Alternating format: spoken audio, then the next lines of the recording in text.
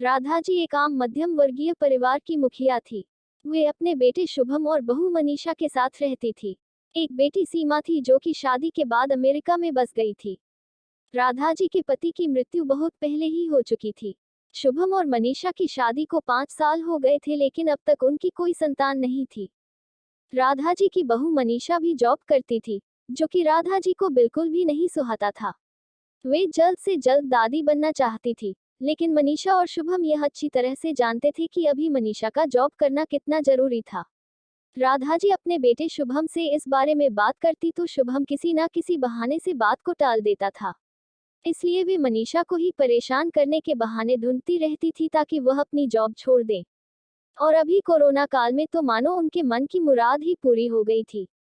हालांकि वे दिल की बुरी नहीं थी, लेकिन पोते की चाह में वे ना चाहते हुए भी ऐसा कर जाती थी। अपनी हमउम्र सहेलियों को दादी बनते देखकर उनका मन दुखी हो जाता था। उस दिन भी घर में ऐसा ही कुछ हुआ।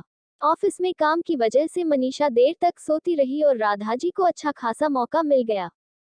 ये क्या बहू, अभी तक सो रही हो? पता है सुबह के 10 बज गए हैं। शुभम भी बेचारा कब से उठकर ऑफिस के काम पर लग गया है और तुम हो कि अभी तक सोई पड़ी हो। चलो अब उठकर सबके लिए चाय नाश्ता बना लो। मुझसे कुछ हो नहीं पाता है, वरना मैं तो तुम्हारे भरोसे कभी ना रहती, खुद ही सब कर लेती। सॉरी मान जी, वह देर रात तक काम चलता रहा, इसलिए सुबह सुबह ही सो पाई थी, इसलिए समय का पता ही नहीं चला। आप चलिए, मैं अभी जल्दी से आती हूँ। हाँ हाँ ठीक है, मेरा कुछ नहीं, पर शुभम को देख लो, उसे कुछ चाहिए तो नहीं? कब से उठा है बेचारा। हे भगवान, मुझे जल्दी से ठीक कर दे, ताकि मैं ही अपने बेटे का ध्यान रख सकूं। राधा जी ने नाटकीय अंदाज में कहा। राधा जी ने अपनी बहू मनीषा को उठाते हुए कहा। मनीषा ने घड़ी देखी तो वाकई 10 बज गए थे।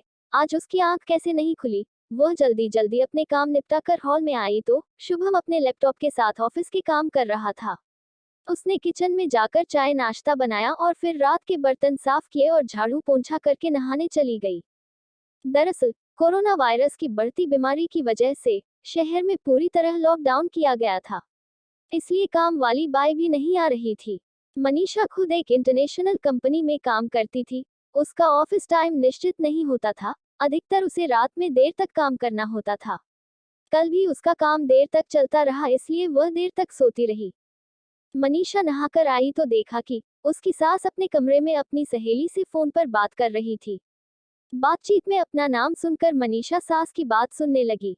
अरे शारदा, तुम भी अपनी बहू को ज्यादा सर पर मत बैठाओ। बहू को ज्यादा उड़ने दोगी तो कल को अपनी नौकरी के चक्कर में वह तुम्हें ही घर की नौकरानी बनाकर छोड़ेगी। मैं तो भाई शुरू से ही मनीषा के नौकरी करने के खिलाफ थी।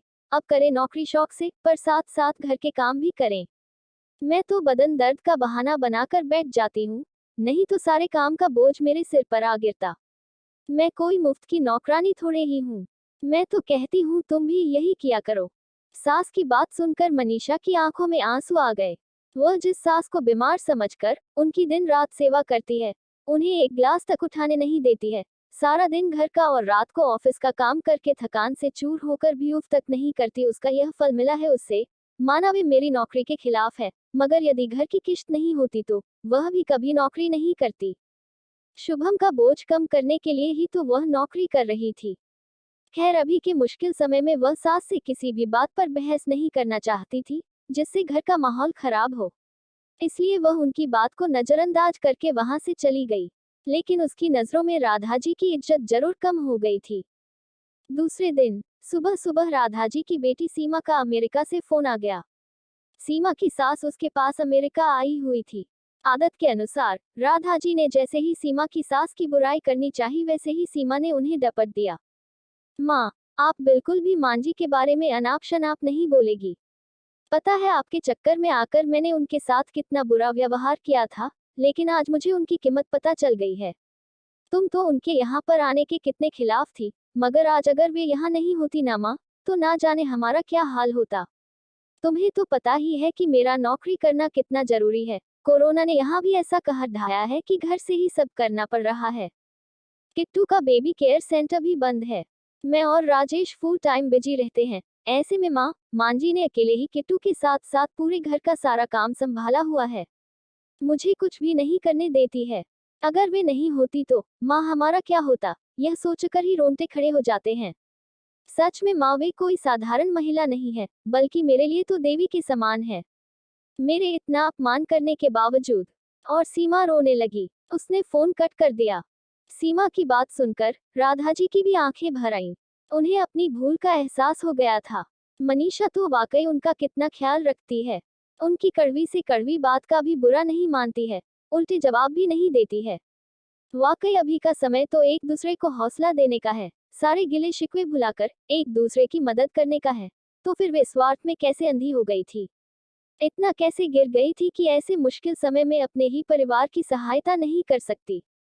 उन्होंने उसी समय मनीषा को बुलाकर उसके सिर पर प्यार से हाथ फेरते हुए कहा, मनीषा, आज से घर के कामों की आधी जिम्मेदारी मेरी रहेगी। मैंने आज तक तुम्हें जो भी कहा और किया उसके लिए सॉरी। चलो अब तुम जाकर आराम करो, खाना मैं बना लूंगी। इधर सास का बदला हुआ रूप देखकर मनीषा की भी आंखों में खुशी के आंसू आ गए और अपनी सास के प्रति उसके मन में फिर से पहले वाला सम्मान वापस आ गया था। शायद हमारे जीवन में मुश्किल समय आता ही इसलिए है कि हमें एक दूसरे की अहमियत का पता चले। अपनी गलतियों का एहसास होने और आगे बढ़कर माफी मांगने से वाकई इंसान छोटा नहीं बल्कि बहुत बड़ा हो जाता है, राधा जी की तरह। दोस्तों, आपको आज की यह स्टोरी इन हिंदी जोकी की सास बहू की कहानी है कैसी लगी, हमें कमेंट करके जरूर बताएं और अटल इन हिंदी स्टोरी को फॉलो करना न भूलें। धन्यवाद।